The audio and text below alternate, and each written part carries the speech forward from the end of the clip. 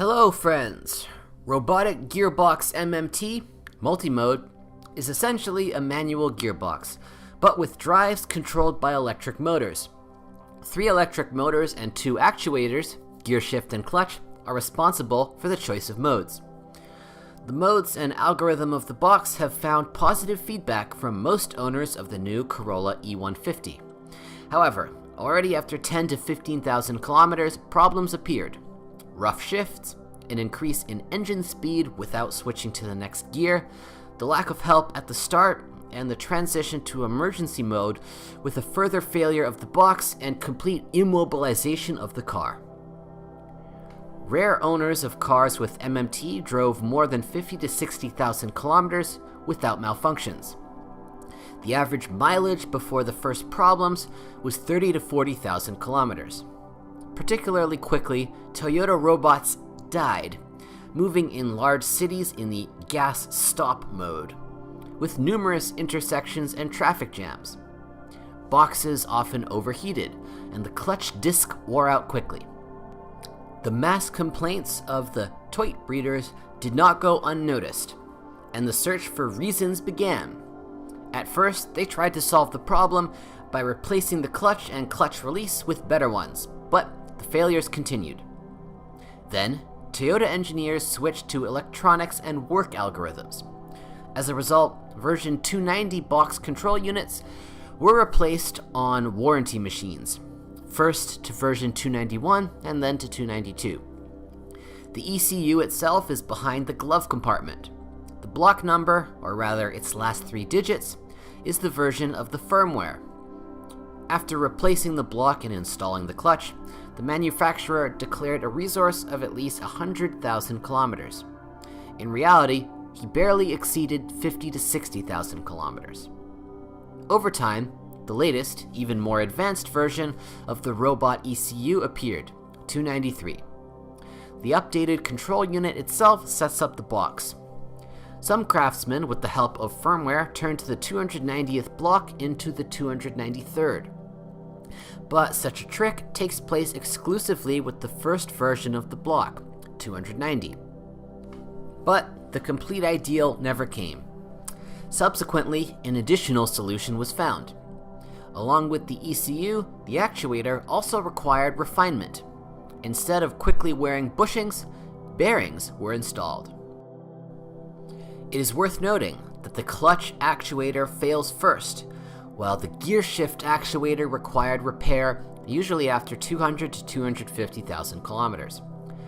After the modernization of the control unit of the robotic gearbox and actuators, the clutch life has increased, and malfunctions have become less common. However, many owners have chosen a different path. Instead of the robot that exhausted the soul, they installed the classic 4-speed automatic ASIN U340. Fortunately, no major modifications were required for this. In 2009, the installation of robotic boxes was completely abandoned. Instead, they began to offer the old, reliable, time-tested 4-speed ASIN automatic transmission. Complaints about the machine have not been noted to this day.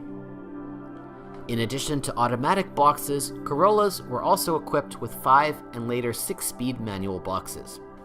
Initially, they received no particular criticism, but after 200 to 300,000 kilometers, noise appeared. The reason is the wear of the bearings of the primary and secondary shafts. The manual transmission clutch is usually enough for at least 200 to 250,000 kilometers. The car received 2 engines of 1.4 liters, 4ZZ FE, and 1.6 liters, 1ZR FE. The first was inherited from the previous model. The 1.6 engine was designed almost from scratch. Later, 1.4 was replaced by 1.33 liters, 1NR FE. The 1.6 and 1.33 liter engines are equipped with the dual VVT-I system, which provides good driving performance and fuel economy. All motors have a reliable timing chain drive. The most widespread Corolla is with a 1.6 liter engine.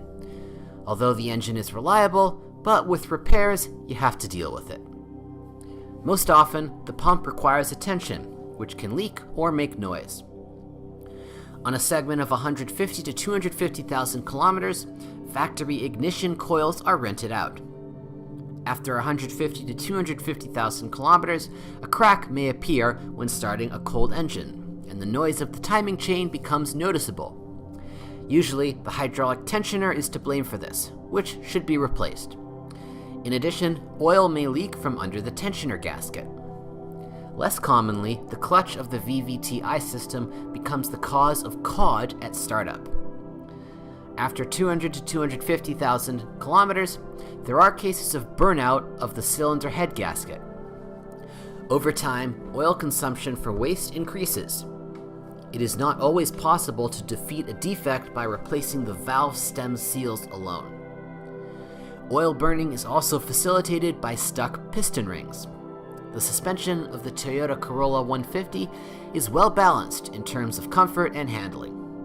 The picture was spoiled by the stabilizer bushings, nursing about 30,000 kilometers. In the future, they were recommended to be changed to reinforced, with a large resource. The front shock absorber mounts, made of plastic, also turned out to be weak. They started knocking after 30 to 40,000 kilometers.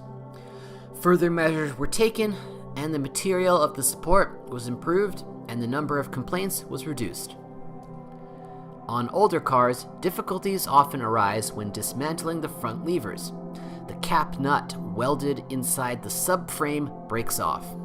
The subframe has to be cut to unscrew the bolt and weld in a new nut.